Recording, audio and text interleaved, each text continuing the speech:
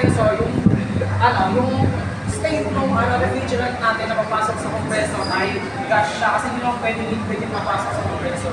So, yung compressor papatasin niya yung pressure natin, which in turn natataas yung temperature.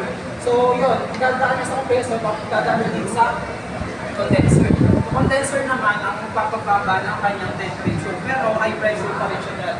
So, ang mangyayari, magiging liquid na itong Paglabas sa condenser. condensate. Tapos, pero high pressure din pa rin dito. Liquid. Okay. So, dadaan tayo dito sa capillary tube or no expansion valve. Diyan, since tayo dito, high pressure na liquid. Dito sa expansion valve. Sa inlet. Inlet ng expansion valve, ito, high pressure siya. Paglabas niya, may low pressure na na. Okay. So, yun, dito na yung evaporator. So, low pressure siya, so low temperature din siya. So, dito sa evaporator, yun na part. Yung evaporator, syempre, dadaan yung diba? Low pressure, low temperature na mag-absorb ng heat mula sa surroundings. Pag na-absorb niya yung heat, ang mangyayari, tataas yung temperature niya, magiging vapor ulit siya na mapasok ulit dito sa compressor. So, yun yung vapor compression cycle na tinutuloy natin. Hindi naman tataas. Kumbaga mag-evaporate siya at low temperature. Low temperature pa rin siya, pero pagpasok niya sa compressor, Doon siya itataas. Okay. Okay na? Maliwanag na? Walang question? So, punta na tayo sa actual.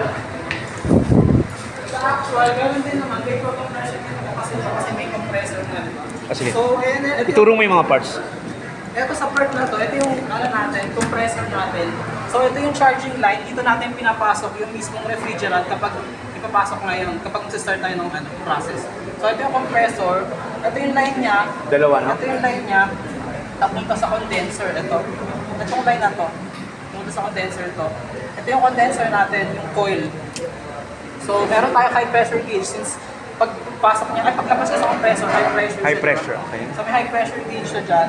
Tapos, ito yung side glass, dito natin titignan kung tama ba or liquid ba or vapor. Oo, yung refrigerant. Natin. So, yung filter dryer, since pag filter lang din ng So, connection ng filter dryer, ito yung capillary tube or yung expansion valve na Yung coil, yung coil. Itong coil na to, yung magpapababa ng pressure natin. So, sa expansion valve, nakakonect siya sa evaporator na dito sa loob. So, itong coils na nandito sa mismong freezer natin. Ito yung mga coil, ha? Baka naghahanap kayo ng coil. Ito yun, no? Ina-absorb niya yung init. Init ng karne, ng tubig na gagawing yelo, di ba? Kung ano mang ipasok nyo dyan, ay absorb ng